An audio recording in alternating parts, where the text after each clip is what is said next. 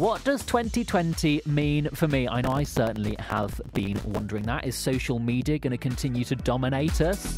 What is politics going to do? Well, here to fill in as many blanks as possible is Futurist Mal Fletcher. Afternoon to you, Mal. Afternoon, Will. Thank you very much for coming in. Happy Christmas, but more importantly, a happy new year.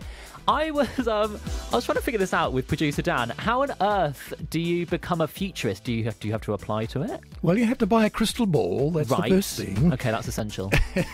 Now, I think a futurist is someone who, after many years of experience tracking history and where we are today in terms of technology, culture, ethics, and so on, is then sort of able to draw a line from the past through the present into the future, rather than just throwing darts at a blackboard and saying, we're going to land there. That's it's a bit more educated than that, I think.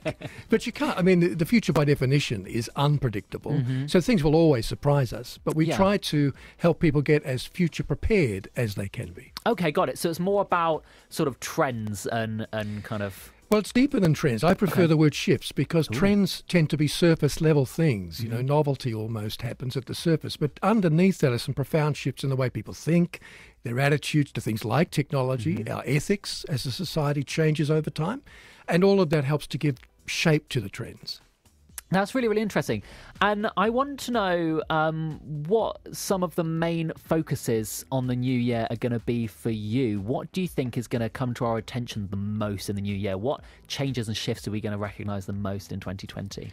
Well, there'll be some shifts in terms of technology. There always are in the modern age. Our use of robotics, the so-called Internet of Things, is now beginning to become a reality in this country. Healthcare, driven partly by technology. Governance, as distinct from politics, and a trust element of that. All of those things are going to be in the news a lot this year. Wow. And so I am a massive, massive fan of technology. And I mean, we are always wondering what is going to be the next big thing. I mean, if we look at sort of the touchscreen, take that was revolutionary for the smartphone. And now we've all got one of them in our pockets the whole way through our lives. Any clues as to what the next big thing for the human race is going to be? Well, you touched on something that's very important. I call it the tyranny of the amazing. And it's a big problem for manufacturers today. They've got to come up with something that still has that wow factor. And we're seeing more gadgets now, but not many of them represent a real breakthrough in technology. I think the next big breakthroughs are likely to come from things like holography. Wow. Personalized holography, where you have a personal holographic unit that functions in the same way that Skype does now on a watch or a phone, but it's actually projecting a 3D image in some way. I think that's not too far away. It may not happen in 2020. I think sociable media will happen very soon. That's where we have things like VR headsets and people are accessing a three-dimensional representation of a friend in a virtual space, but through advances in what we call haptic technology that fools our senses, we have the sense that we're actually in that room with them. Wow. So when you first put on a virtual reality headset, you'll remember it fooled your sense of sight and sound, and to some degree your touch. But they're now working on digitizing smell and taste. Wow. Right? So we're talking about what I call sociable media, which is more like a real interaction with a three-dimensional representation of somebody in a virtual space. It's not quite as good as being face-to-face, but it wouldn't be far behind. There's a film about that somewhere. I can't remember what it's called, but it's this really interesting thought of do you lose perception of what is reality and what is computer-generated? Do you think that will ever become an issue for us? I mean, social media is causing some issues for us that we didn't predict. Can you foresee any issues with that we might not be able to see at the forefront of things now? Yeah, I think, there's unforeseen things that we obviously can't foresee, but in the foreseeable future, we will face the challenge, yes, of the blending of realities online. Some people do it now. They're kind of lost in between there somewhere.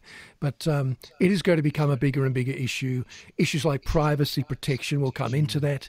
If more of your life is lived online, more of your privacy is online. And so we have to think about how we deal with big tech. They're going to have to be much more regulated than they are today. So all of that will emerge in the next 2 or 3 years. So does all of this mean that overall people are going to start travelling a lot less? It could do in areas like business travel, for example. I've spent a lot of years flying over the last 40 years, and I know that in the next few years, there's going to be a drop in business travel because of things like holographic projection and very sophisticated augmented reality and virtual reality, which will mean that business people can sit in a conference when they're not actually there, but have much more of the sensation of being there than they do now with Skype. Yeah, I mean, already we have lots of meetings here at Radio Oxford, and various managers are Skyping in from home, and it's all a bit kind of patched together, but it's amazing that the technology is there. How's your predictions with music then? I can never get music right. I can't get music right. And I can't partly because I don't know enough about the contemporary pop scene. I know jazz. Right. I know a little more about classical. I know a lot about jazz, a little more about classical, but I know almost nothing about pop. So you're asking the wrong person about that because I don't know the history enough to give you the future. An amazing, amazing group. And what is equally, if not more amazing, is Mal Fletcher, a futurist, who is here in the studio right with me now. Mal, thank you for coming in. Good afternoon to you. Good afternoon. And I wanted to ask you a little bit more about governance. Now, I think you'll be much better to define this kind of buzzword governance than I would be. Give it your best shot. Okay. Actually, I'm still getting over being called more phenomenal than Chris Martin. I've got to write that down and show it to my wife. She would never believe that. Governments, I'm often asked to comment on political issues. I prefer to talk about governance because that's the bigger question of how a government relates to its citizenry. And we, as I think many of our listeners will know, are facing something of a trust deficit when it comes to politics in the UK, as are many Western nations today. There are studies now, scientific studies into this, that have shown the growth of this trust deficit in the last 10 years. And it's a problem because high trust equals capacity to act. If a government's going to do what it should do and solve problems for the community, it needs the trust of its people.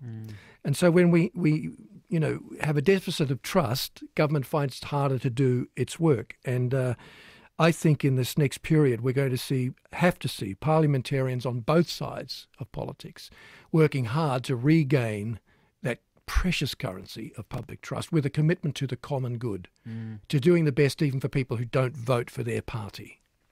And when I most recently voted, I was in the polling station and I thought, this is not up. Well, I think it'd be unfair to say it's not up to the times, but the process of voting is a very, very simple one. And I think that's great in many ways. And then once I'd experienced that, I then was watching on the TV the coverage of the results coming in, and I was watching these shots of swathes of people in massive rooms just counting sort of manually. And I thought, there's got to be a quicker way to do this. There's got to be. What do you reckon is going to happen there? Do people want to see a change there, do you think? Well, I think it feels a bit archaic, partly because certainly in this election, it was cold and we were in musty school halls and things. It does feel a bit archaic. There are countries now like Moldova, fairly small countries, that have proven the value of e-voting, which allows people not only at home but abroad, if they're legally permitted to cast a vote through an app which is specifically built for this purpose. It checks who you are via fingerprint or other biometric, and then you only get one vote. And that vote is securely stored with big data and analytics, and then we count that way. And it's a much more efficient way, I think, of allowing people to have a say. And younger people would be much more inclined to vote. And I suppose that leads me on to the inevitable question that worries a lot of us, especially those of us who have brought a lot of technology into our homes, is this fear of hackers, this fear of people using computer science to do awful, awful things. Is that going to become an increased risk in 2020, especially when we're putting this much trust in it, do you think? Yeah, privacy issues generally are going to be a bigger and big, and we're going to hear a lot more about it in the media, Will, this year. We hear about companies now that are using biometrics in Sweden and America to substitute for keys or work passes when people go to work. So they're building chips into the skin of their workers, or encouraging their workers, because they can wave their hand and open a security door or run an office photocopier. But of course, the challenge with that is our bodies become hackable and trackable devices. Yeah. So this is one of the next big privacy stories we're going to hear a lot more about. Is it really that efficient to do this, or is it a false efficiency? Yeah. Do we lose something of our humanity in the process? Well, all shall be answered in the future, no doubt. Mal, you are a very, very interesting man. Thank you so much for coming in. I could talk to you all day. I'm sure you, the listeners, could listen to Mal all day. It's been really, really interesting. Thank you. Happy New Year, whatever that may mean. And you will. Yes, have a great New Year. Thanks for coming in.